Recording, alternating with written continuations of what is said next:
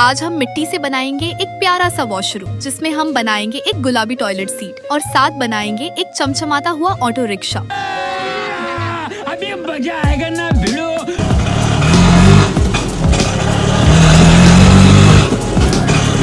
अपने इस छोटे से प्यारे से वॉशरूम में हम एक गुलाबी टॉयलेट तो बनाएंगे ही, लेकिन साथ ही हम मिट्टी से एक छोटी सी टोटी भी बना देंगे ताकि लौटा भरने के लिए बाहर गांव के कुएं पे न जाना पड़े। और साथ ही हम नीली मिट्टी से एक छोटी सी बाल्टी बनाकर रख देंगे। मम्मा, मम्मा, क्या हुआ? मम्मा पार्टी, मम्मा पार्टी। Potty potty potty.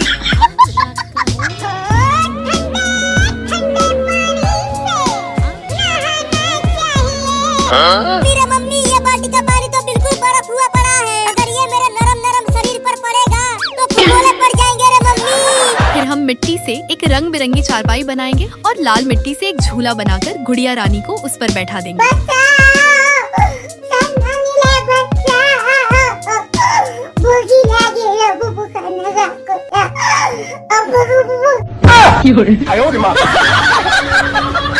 फिर हम अपने किचन के लिए ढेर सारे बर्तन भी बना लेंगे, जैसे कि चूल्हा, तवा, बेलन और फ्राइंग पैन वगैरह।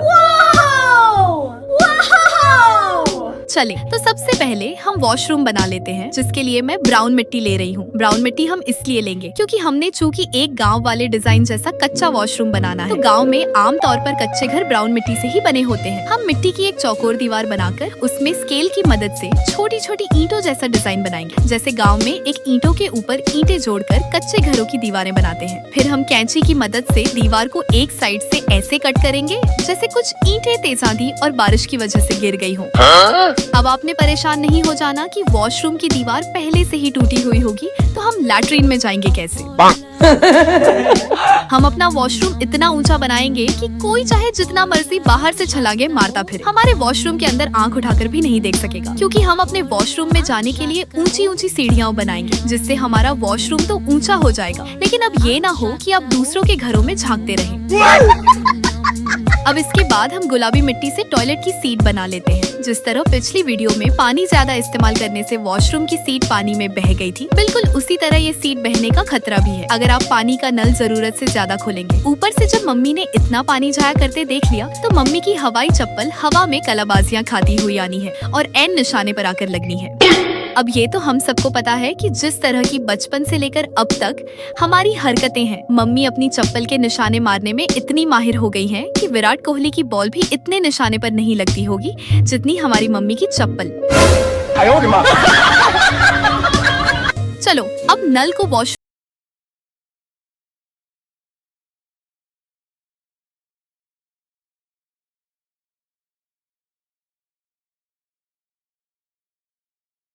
और आप भी मत बताओ। गजब बेइज्जती है। वैसे भी नजर तो आ रहा है कि कितना छोटा है। बस आप अब ये ख्याल रखना कि लैट्रिन धोते धोते सीट के सुराख में बह ही ना जाए। चलो जी, अब ये हमारी एक सुंदर सी बाल्टी भी बन गई है। इसको भी वॉशरूम में रख देते हैं। जब कपड़े वगैरह धोने होंगे तो इसी में धो लिया करेंगे।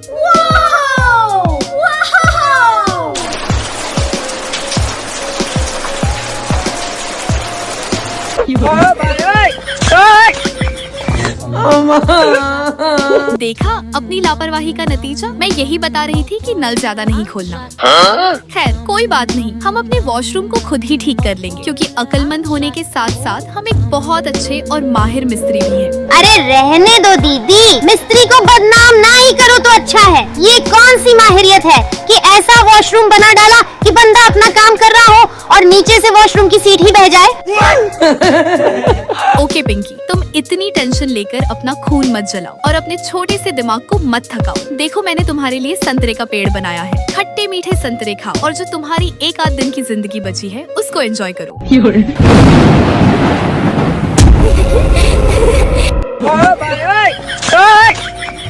अरे रहने दो दीदी, आपसे ना हो पाएगा।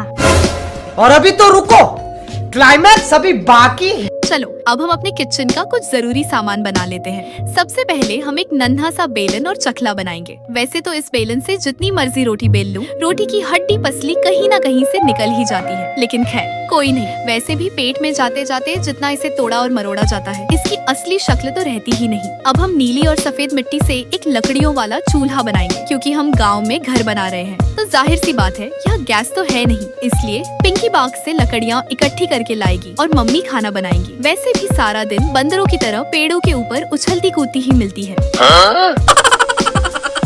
हाँ, मैं लकड़ियाँ इकट्ठी करके लाऊंगी और मम्मी खाना बनाएंगी और हमारी दीदी सारे घर में तबाही मचाएगी। लगता है पिंकी को बंदरों वाली बात पसंद नहीं आई। चलो पिंकी, अपना मूड ठीक करो और मैं तुमसे अब एक पहेली पूछती हूँ। इसका जवाब अगर आज तुमने सही दे दिया तो दुनिया की जो चीज मांगोगी तुम्हें ले दूंगी। ठीक है दीदी, बस अब आप अपनी बात पे पक्की रहना, क्योंकि दुनिया में कोई ऐसी पहेली बनी ही नहीं जिसका जवाब मुझे ना आता हो। ठीक है गाइस, आज देखते हैं पिंकी हमारी पहेली का सही जवाब दे पाएगी या सिर्फ बातों से ही सबको उल्लू बनाएगी। इस दौरान हम लाल मिट्टी से अपना झूला भी बनाते रहेंगे। चलो, तो पहेली है कि वो कौन सी चीज है जिसकी हैं तो टांगे चार मगर हैं बिल्कुल बेकार, चलना फिरना भी है दुश्वार। यानी चलना फिरना भी है दुश्वार, तो इसका मतलब है कि वो साथ वाले शर्मा अंकल की बेगम हैं। अरे नहीं पिंकी, शर्मा अंकल की पत्नी भला कैसे हो सकती है और वो बीच में कहाँ से आ गई? हाँ दीदी, आपने ही तो कहा था ना, वो कौन सी चीज है जिसके लिए चलना फिरना भी है दुश्वार। तो सच्ची बताओ दीदी, वो खुद चलती फिरती है या नहीं पता नहीं, लेकिन जब भी मैं उधर जाती हूँ तो मुझे भगाए रखती है। कभी कहती है दुकान से साबुन ला दो, तो कभी भाग के जाओ और गली की नुक्कड़ वाली दुकान से आलू ला दो। खैर पिंकी, वैसे भी पहेली का जवाब बताना तुम्हारे बस की बात नहीं थी, इसके लिए थोड़ी अक्ल चाहिए होती है। अब गाइस, मैं यही पहेली आपसे पूछती हूँ कि वो कौन सी चीज है जिसकी है टांगे चार मगर है बिल्कुल बेकार, चलना फिरना भी है दुश्वार। अगर आपको इसका जवाब पता है तो कमेंट में जरूर बताना, और जो सबसे पहले जवाब देगा हम उसका जवाब पिन कर देंगे। अभी मजा आएगा ना भिड़ो। चलो, अब हम अपने किचन के लिए एक कटिंग बोर्ड भी बना लेते हैं, जिस पर हम बैंगन वगैरह काट लिया करेंगे, और साथ एक छुरी भी बना ली है जो पिंकी की जुबान से भी ज्यादा तेज है। अब हम अपने घर के लिए एक प्यारी सी चारपाई बनाएंगे। गांव में घर हो और चारपाई ना हो, ऐसा भला कैसे हो सकता है? मुझे याद है सर्दियों की छुट्टियों में जब हम नानी के घर रहने जाते थे तो नानी लोग बाहर धूप में सहन में चारपाइयाँ रखते थे। हम सब उन चारपाइयों पर बैठ जाते, फिर नानी बाग से खट्टे मीठे संतरे तोड़ लाती, साथ मीठे मीठे गन्ने ले आती। हम सब धूप में बैठकर संतरे छीलते और नमक लगाकर खाते। वो भी क्या दिन थे यार। जब गर्मी का मौसम होता तो हम रात को आंगन में चारपाइयाँ बिछाते, फिर सब वहीं इकट्ठे हो जाते। अब्बा बाग से मीठे मीठे पीले और मोटे आम लाते, हम सब आम खाते और साथ नाना जान से मजे मजे की कहानियाँ सुनते। आजकल तो वो मजे ही खत्म हो गए हैं। रात को सब अपने अपने कमरों में लेटे होते हैं, सामने मोबाइल चला रखा होता है, ना दुनिया की खबर होती है ना ही किसी और का होश। और ऊपर से ये पिंकी जब कभी अपना मोबाइल चलाकर बैठती है तो ऐसी बेहोश हो जाती है कि चाहे कोई चोर डाकू घर में घुसकर सारा सामान भी उठा के ले जाए तो उसको सुई गिरने की आवाज तक नहीं आती।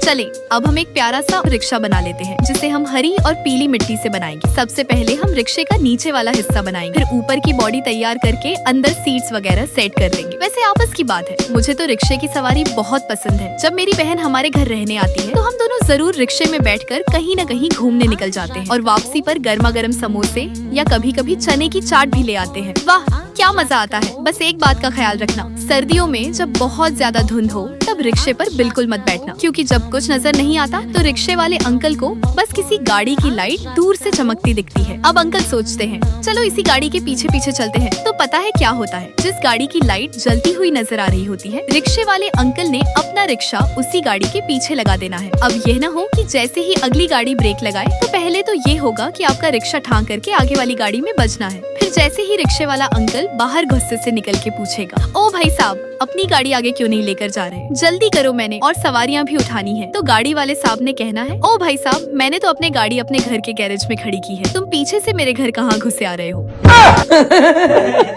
वैसे आप कमेंट में जरूर बताना कि क्या कभी आपके साथ ऐसा हुआ है कि आप गाड़ी में हो और धुंध में जब कुछ नजर नहीं आ रहा हो तो आपने अगली गाड़ी की लाइट देखकर अपनी गाड़ी उसके पीछे लगा दी हो। और इस प्यारे से रिक्शे के लिए एक लाइक तो बनता है। चैनल को सब्सक्राइब तो आपने पहले ही कर लिया होगा और अगर अभी तक सब्सक्राइब नहीं किया तो अभी कर लो और पहेली का जवाब देना भी मत भूलना।